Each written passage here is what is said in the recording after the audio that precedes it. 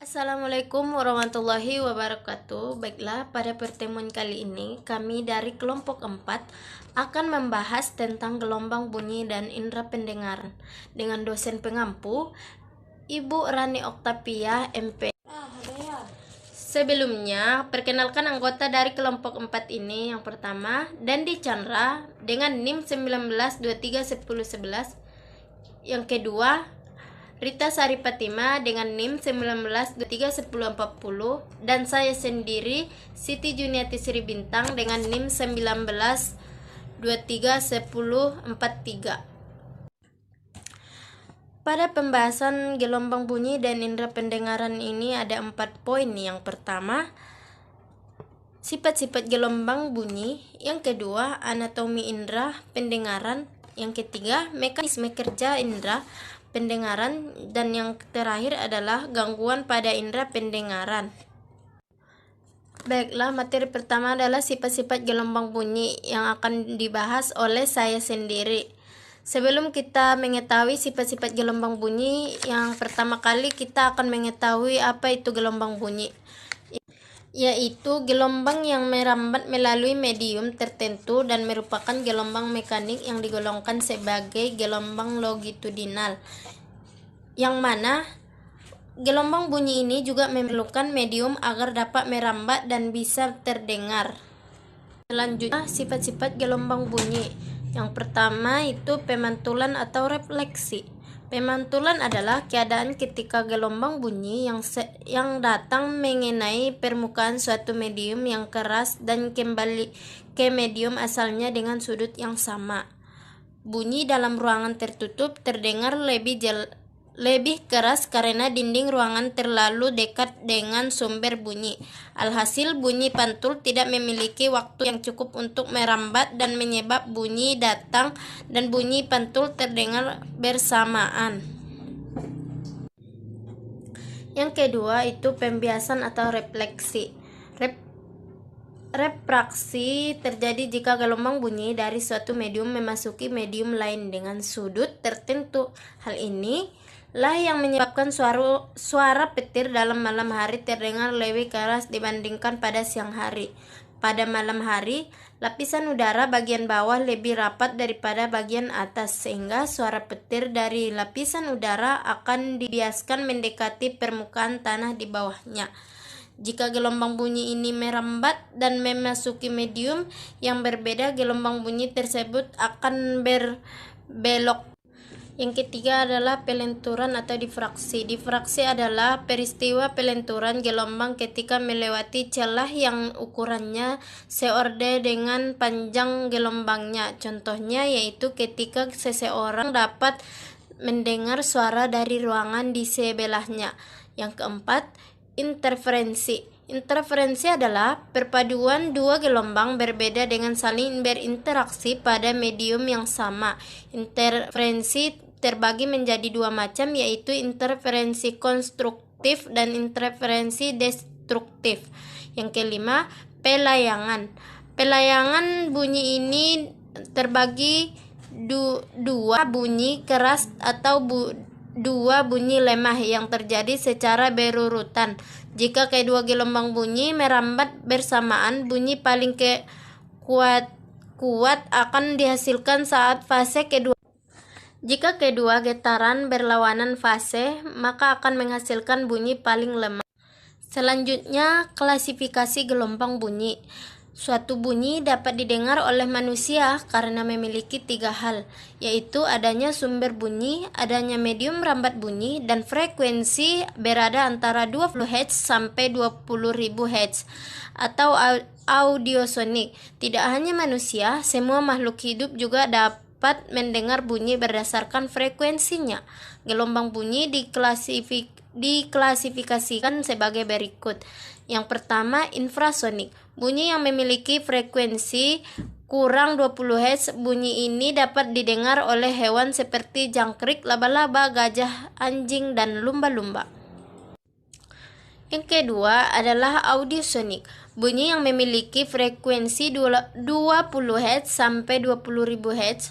Bunyi ini dapat didengar oleh manusia.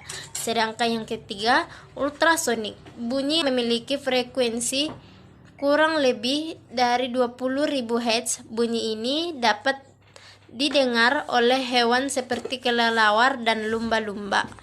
Selanjutnya, materi yang kedua adalah anatomi indera pendengaran, yaitu telinga merupakan satu dari kelima panca indera yang dimiliki manusia. Selain untuk mendengar suara, telinga juga berfungsi untuk menjaga keseimbangan tubuh sehingga Anda tidak mudah terjatuh saat melakukan berbagai gerakan. Anatomi indera pendengar ini sangat memegang peranan yang sangat penting dalam proses mendengar. Suara yang Anda dengar berasal dari getaran gelombang suara yang masuk ke telinga. Getaran tersebut akan merambat ke dalam saluran telinga hingga mencapai gendang telinga. Bagian-bagian telinga dan fungsinya. Yang pertama adalah telinga bagian luar. Anatomi telinga bagian luar terdiri dari daun telinga atau finna dan lubang telinga. Daun telinga berfungsi untuk mengumpulkan gelombang suara dan dari lingkungan sekitar dan mengantarnya ke gendang telinga melalui lubang telinga. Gendang telinga yang merupakan selaput merentan dan sebagai batas telinga luar dan telinga dalam. Yang kedua adalah telinga bagian tengah. Anatomi telinga bagian tengah terdiri dari dua bagian, yaitu osikel dan saluran eustachius. Osikel merupakan sekumpulan tulang yang berperan sebagai penyusun telinga bagian tengah. Nah, tulang-tulang pengaran ini berfungsi sebagai penangkapan getaran dari gendang telinga, meningkatkan amplitudonya untuk diteruskan ke telinga bagian dalam. Tulang pendengaran meliputi ada 3 jenis tulang yang menjadi bagian dalam osikel. Yang pertama, tulang martil atau malleus, yaitu tulang yang melekat di gendang telinga. Yang kedua, tulang landasan atau incus, tulang yang berada di tengah rangkaian tulang pendengaran telinga. Sedangkan yang ketiga, tulang sanggurdi atau stapes, yaitu tulang yang menjadi penghalang antena antara telinga tengah dan telinga dalam. Yang ketiga adalah telinga bagian dalam, yaitu di telinga bagian dalam ini mempunyai saluran setengah lingkaran berperan sebagai alat keseimbangan. Sedangkan di telinga bagian dalam ini terdapat juga adalah organ yang memiliki saraf-saraf pendengaran. Koklea memiliki bentuk yang menyerupai siput dan terdiri dari 2 jenis cairan, yaitu endolim dan perilim. Sekian dan terima kasih. Dan materi selanjutnya akan dibahas oleh Saudara Dandi Chandra. Oke, baiklah, saya akan melanjutkan pembahasan materi dari kelompok kami, yaitu mekanisme kinerja indera pendengaran.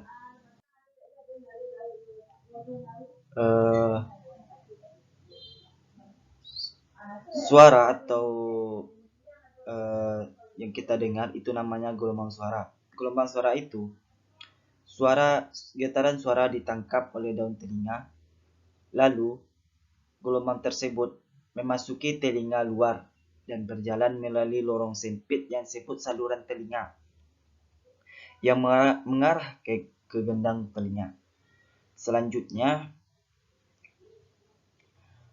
gendang telinga tersebut bergetar dari gelombang suara yang masuk dan mengirimkan getaran ini ke 3 tulang kecil tengah telinga. Tulang di telinga tertengah memperkuat atau meningkatkan getaran suara dan mengirimkannya ke koklea.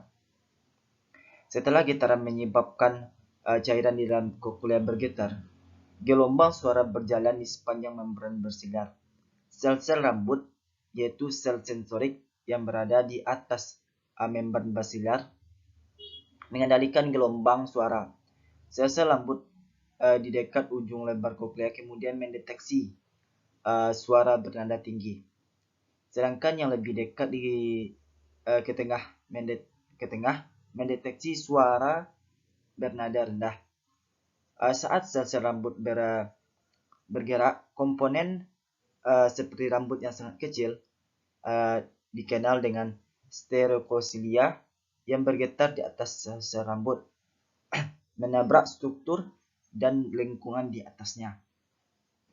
Ini menyebabkan strekosisilia terbuka. Kemudian bahan kimia masuk ke dalam sel yang menyiapkan sinyal listrik.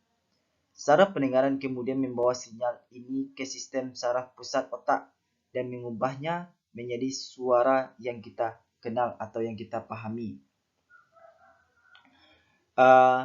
Mekanisme lengkap dari kinerja indera pendengaran akan dijelaskan pada pembahasan di bawah. Selain berfungsi atau akan dijelaskan lagi pada slide selanjutnya. Selain berfungsi sebagai indera pendengaran, telinga juga berperan sebagai alat keseimbangan. Alat keseimbangan ini terbagi atas dua. Yang pertama, alat keseimbangan statis, dan yang kedua, alat keseimbangan dinamis. Alat keseimbangan statis ini adalah keseimbangan statis berarti kemampuan tubuh untuk menjaga keseimbangan pada posisi tetap. Sedangkan keseimbangan dinamis yaitu keseimbangan atau kemampuan untuk mempertahankan keseimbangan ketika bergerak.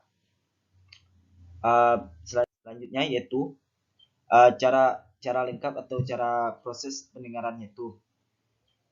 Yang pertama itu gelombang bunyi diterima oleh daun telinga. Kemudian gelombang bunyi tersebut disalurkan oleh liang telinga. Kemudian gelombang bunyi menggetarkan bunyi timpani, dan getaran tersebut diteruskan oleh tulang-tulang pendengaran atau ossicle. Getaran tersebut diteruskan ke tingkat jorong yang menggetarkan cairan limfe di dalam koklea. Getaran cairan limfe tersebut di dalam koklea menggerakkan sel reseptor atau organ korti yang menghasilkan impuls untuk diantarkan oleh saraf pendengaran ke otak. Selanjutnya, getaran cairan limfe juga menggerakkan tingkat bulat bergerak keluar masuk untuk mengatur tekanan udara di dalam agar seimbang dengan tekanan luar tersebut.